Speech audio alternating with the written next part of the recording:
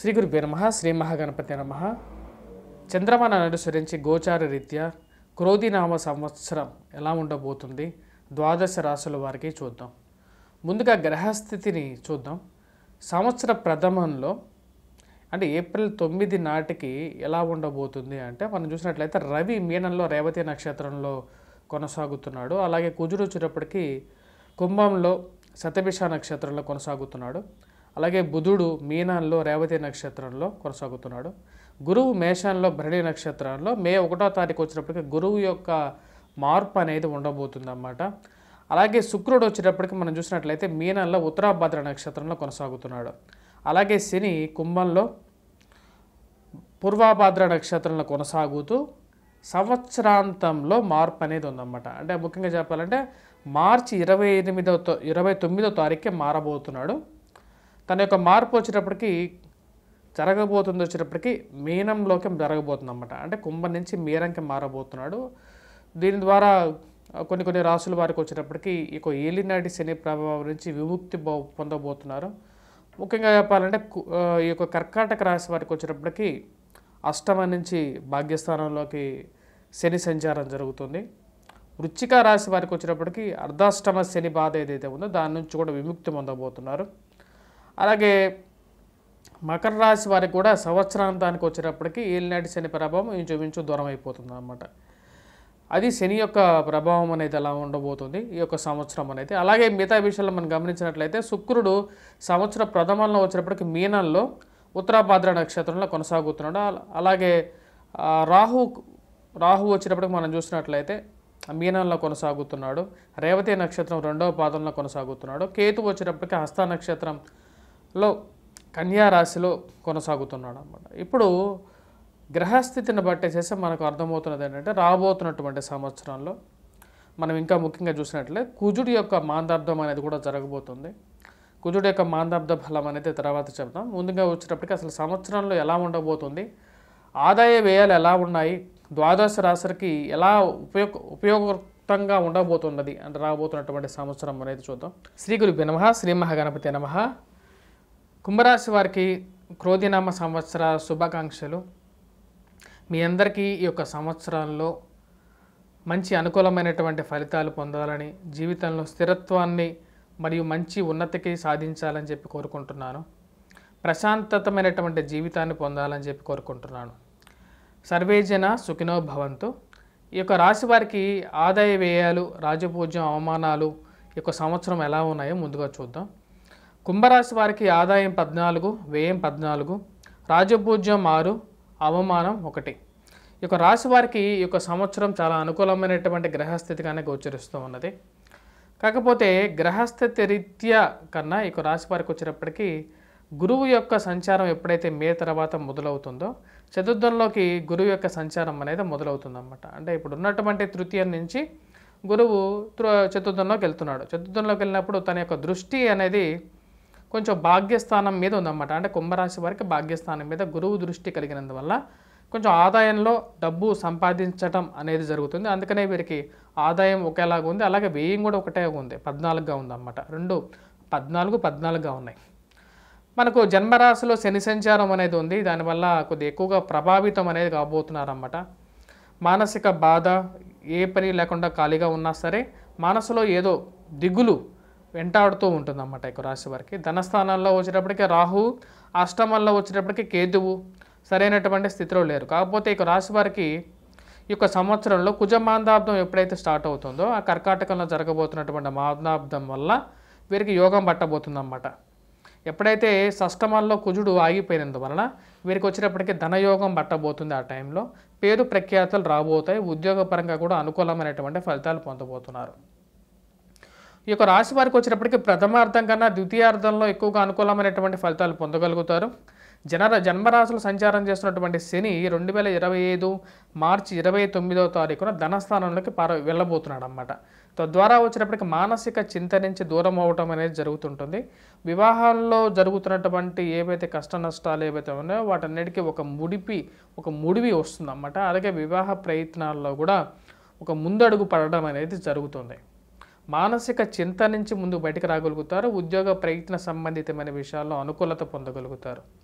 ఉద్యోగం చేస్తున్నటువంటి స్థితిలో ఏవైతే సరైనటువంటి అనుకూలమైనటువంటి లేనటువంటి స్థితి ఇప్పుడు ఉందన్నమాట. ఎందుకంటే ముఖ్య కారణం ఈ యొక్క జన్మరాశిలో శని సంచారం చేస్తున్నప్పుడు శని యొక్క దృష్టి రాజ్యస్థానం మీద ఉందన్నమాట. ఎందుకంటే శని చూసేది 2 దృష్టిలే ఉన్నాయి, 3, 10. సో రాజ్యస్థానం అంటే త్రిపాద దృష్టిలో వచ్చినప్పటికీ శనికి 2 పాప దృష్టిలు అన్నమాట. అంటే 3, 10 దృష్టిలు పాప దృష్టిలు అవుతాయి. బాతృ సంబంధితమైన విషయాలు అంటే బ్రదర్స్ సిస్టర్ రిలేషన్షిప్స్ అలాగే ఉంటాయి. ధైర్యంతో ఏదైనా ముందుకు వెళ్ళి పని చేయాలి అని చెప్పంటే ఒక భయాన్ని కలిగిస్తూ ఉంటాడు. ఎందుకంటే జన్మరాశిలో శని అటువంటి ప్రభావాన్ని కలిగిస్తూ ఉంటాడు అన్నమాట. అలాగే రాజ్యస్థానం వైపు తన యొక్క దృష్టి అంత అనుకూలంగా కూడా ఉండదు. కానీ రాబోతున్నటువంటి కొత్త సంవత్సరాల్లో కొత్త ఆశలు అనేవి రాబోతాయి.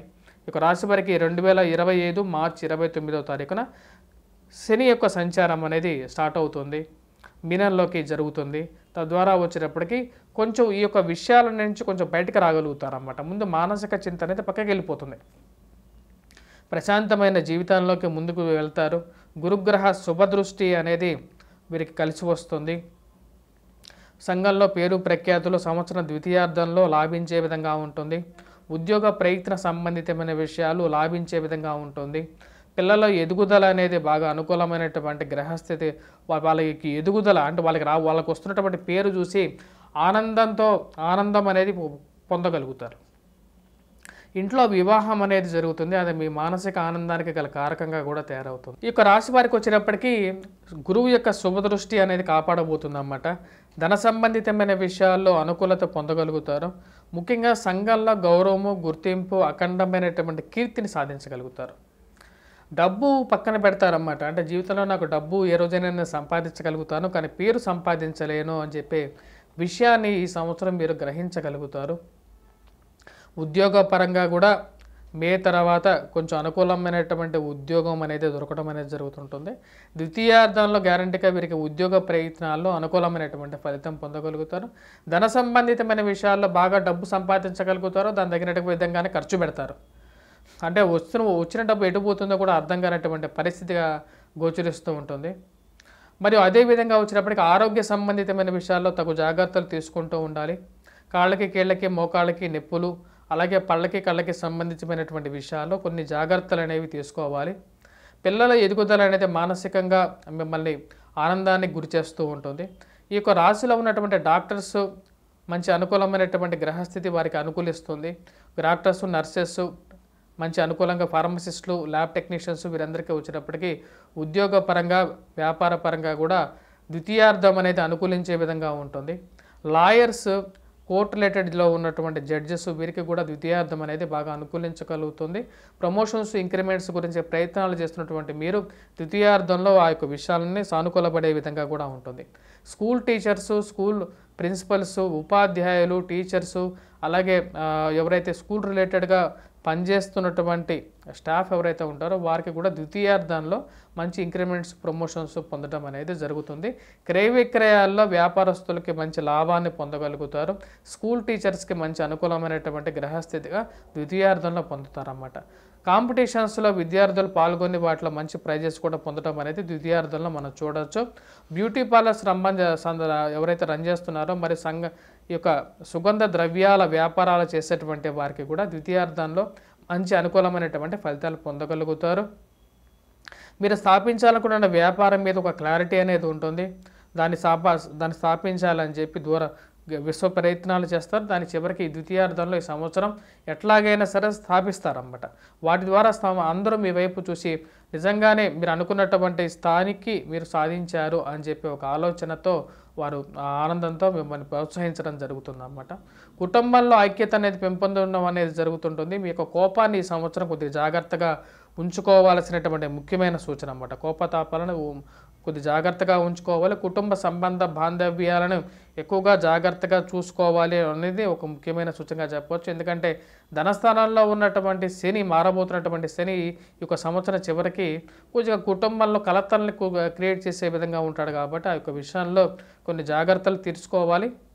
అలాగే ఇంజనీరింగ్ రంగంలో నిపుణులు, అలాగే ఎవరైతే కాంట్రాక్టర్స్ ఎవరైతే ఉన్నారో, అలాగే civil contractors, civil engineering, electrical engineering రంగంలో పనిచేస్తున్నటువంటి వారికి ద్వితీయార్థంలో మంచి అనుకూలమైనటువంటి ఫలితాలు పొందగలుగుతారు. మొబైల్ రంగంలో షాపుల్లో పనిచేస్తున్నటువంటి వారు, మొబైల్ రంగంలో ఇంజనీర్లు, మొబైల్ షాప్ యజమానులకి కూడా ద్వితీయార్థం అనేది మంచి అనుకూలమైనటువంటి కాలంగా గోచరిస్తున్నది. బంగార వ్యాపారం చేస్తున్నటువంటి వారికి కూడా ప్రథమార్థం కన్నా ద్వితీయార్థంలోనే కొంచెం అనుకూలమైనటువంటి ఫలితాలు గోచరిస్తున్నాయి.